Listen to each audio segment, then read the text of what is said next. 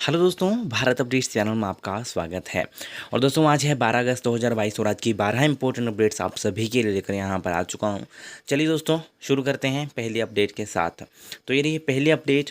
हिमाचल में पिछले कल की बात करें दोस्तों तो 3,302 पर्सन यहाँ पे टेस्टेड हुए हैं और उनमें से 349 की रिपोर्ट जो है पॉजिटिव आई है। 749 जो है रिकवर हुए हैं यानी कि ठीक हुए हैं। 11 पेशेंट एडमिट हुए हैं और 16 पेशेंट जो हैं डिस्चार्ज हुए हैं। तो एक्टिव केसेस की अगर बात करें तो 3,602 एक्टिव केसेस यहाँ पे भी हैं और टोटल जो हैं 349 पिछले कल पॉजिटिव रिपोर्ट यहाँ पे हुए हैं। तो ये दोस्तों अभी तक की लेटेस्ट अपडेट है कोविड की। चलिए नेक्स्ट अपडेट ये रही। संजौली कॉलेज में यूजी प्रथम वर्ष की दूसरी मेरिट लिस्ट जारी। 16 अगस्त तक ऑनलाइन जमा करनी होगी फीस। तो राजधानी के centre of excellence Sanjauli college ने यूजी प्रथम वर्ष के प्रवेश की दूसरी मेरिट लिस्ट जो है वीरवार को जारी कर दी है।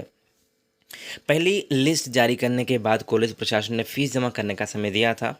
अब समय सीमा समाप्त होने के बाद खाली रह गई सीटों को भरने के लिए ये लिस्ट जारी की है। इसमें शामिल छात्रों को 16 अगस्त तक ऑनलाइन फीस जमा करनी होगी। इसके बावजूद यदि सीटें खाली रहती हैं तो तीसरी लिस्ट जारी होगी।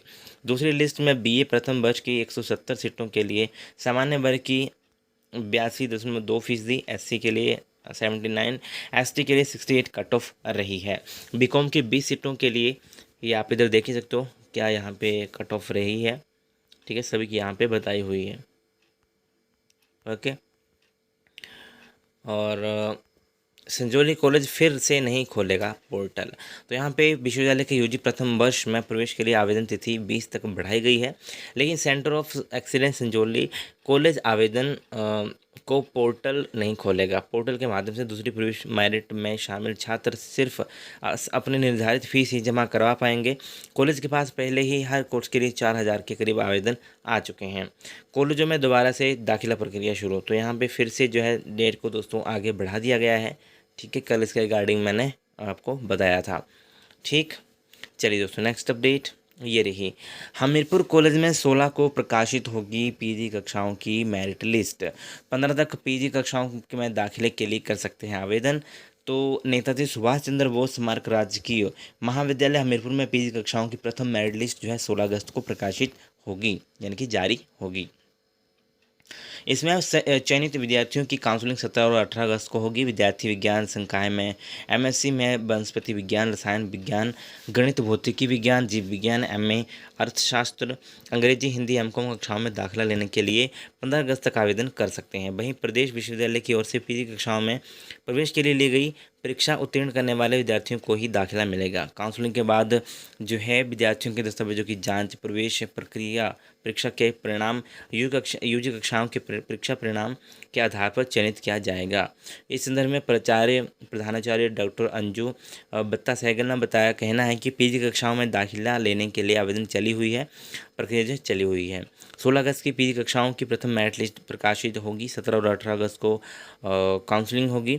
ये प्रक्रिया पूर्ण होने के बाद विद्यार्थियों को दाखिला दे दिया जाएगा। चलिए दोस्तों नेक्स्ट अपडेट ये रही। जिले में महिलाओं ने उठाया निःशुल्क बस सेवा और बस यात्रा का लाभ।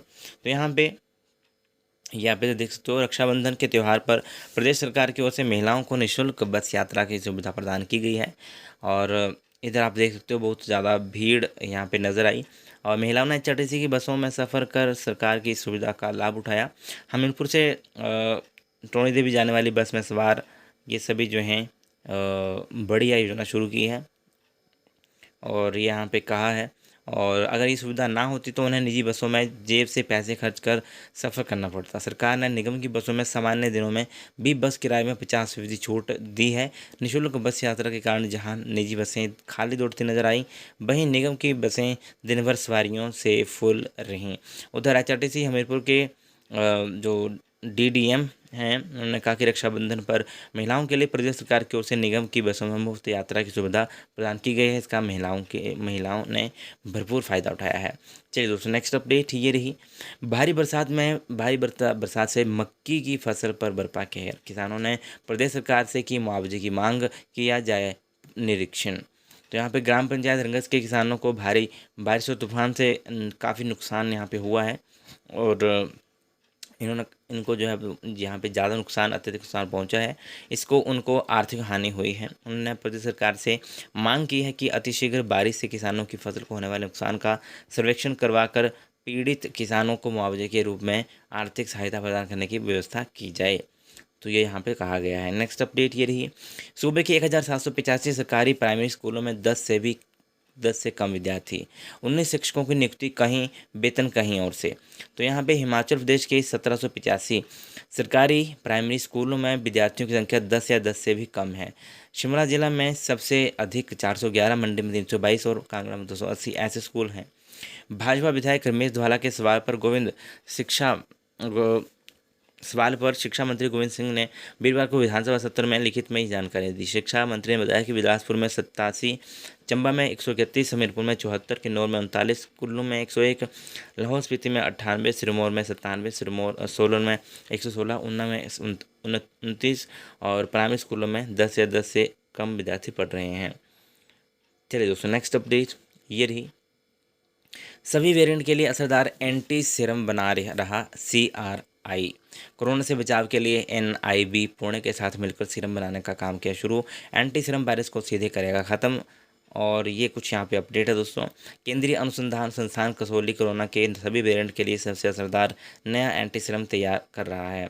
यह एंटी सीरम कोविड के अति गंभीर रोगियों को लगाया जाएगा। CRI कसौली ने national institute of virology Pune के साथ मिलकर इस सीरम को तैयार करने का काम शुरू कर दिया है और 2 से 3 माह में एंटी सीरम के बैच तैयार होने की उम्मीद है। वहीं इससे पहले बनाए एंटी सीरम का बैच तीसरे चरण के परीक्षण पर है। गौर हो कि कोरोना वायरस को लेकर CRI पिछले 2 वर्षों से कोविड एंटी सीरम का अनुसंधान कर रहा है। तो ये दोस्तों यहाँ पे अपडेट है, पहले बनाए एंटी सीरम के तीसरे चरण का हो रहा परीक्षण। नेक्स्ट अपडेट ये रही, धनखड़ बने उपराष्ट्रपति पद संभालते ही काम शुरू। तो जगदीप धनखड़ ने बृहस्पतिवार को उपराष्ट्रपति के तौर पर शपथ ली। राष्ट्रपति द्रौपदी मुर्मू ने उन्हें राष्ट्रपति भवन के दरबार हॉल में सुबह 11:45 बजे पद व गोपनीयता की शपथ दिलाई है। तो यहाँ पर काम जो है शुरू कर दिया है इन्होंने। चलिए नेक्स्ट अपडेट ये रही, तकनीकी शिक्षा विभाग में प्रधानाचार्य की न्यूनतम शैक्षणिक योग्यता का नियम रद्द। हाईकोर्ट ने CS को दिए भर्ती एवं पदोन्नति नियम संशोधित करने के आदेश। कहा, भारतीय फार्मेसी परिषद राष्ट्रीय शिक्षा परिषद के नियमों की तर्ज पर हो संशोधन।